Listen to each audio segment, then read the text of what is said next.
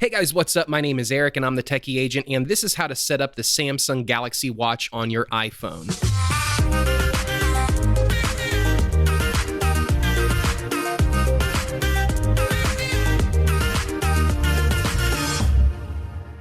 Now, this method will work on any of the more recent Samsung Galaxy watches. You'll need to make sure your watch is first charged to at least 50%, and then you'll long press any of the buttons on the side of the watch in order to turn it on. You'll need to wait about 30 to 60 seconds, and then you'll be greeted with a welcome message from the watch, and then immediately it will go into a pairing mode where it will tell you to download the Samsung Galaxy wearable app on your phone. So you'll need to open up the iOS App Store and download that application. Wait for it to download, and then open it up when it's finished downloading. As soon as the application opens up, you will be prompted to turn on Bluetooth connectivity so that the app is able to communicate to the watch. If you don't allow this, you will not be able to pair your application to your phone. You'll then hit start the journey, and you'll select whichever Samsung watch you are wanting to connect to the application. At this point, the application will attempt to connect to your watch. Now, if your experience is anything like mine, it did not immediately connect to the watch.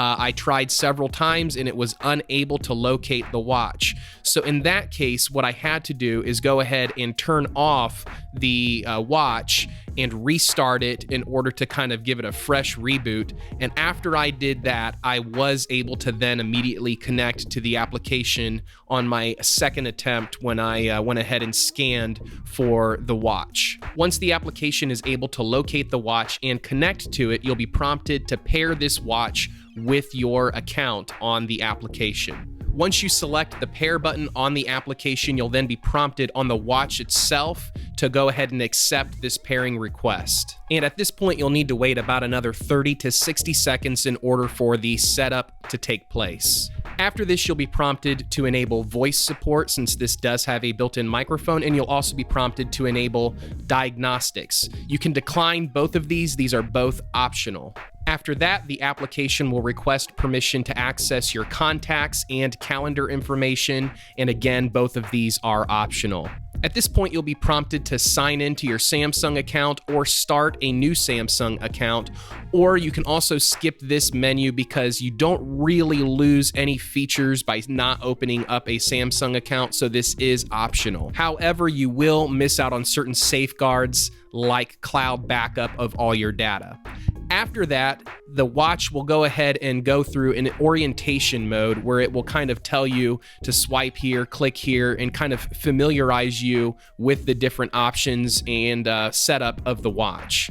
Now, after that, you're technically done, but I would highly suggest that you go ahead and download the Samsung Health application as well, because this application will talk to the Samsung Galaxy application and it will share data. And this is going to be important, especially if you plan on using the watch for any sort of health and fitness tracking. And once again, the Samsung Health application will ask for certain permissions. It will ask for your Samsung login information, or again, you can go ahead and skip that if you don't want to set up an account.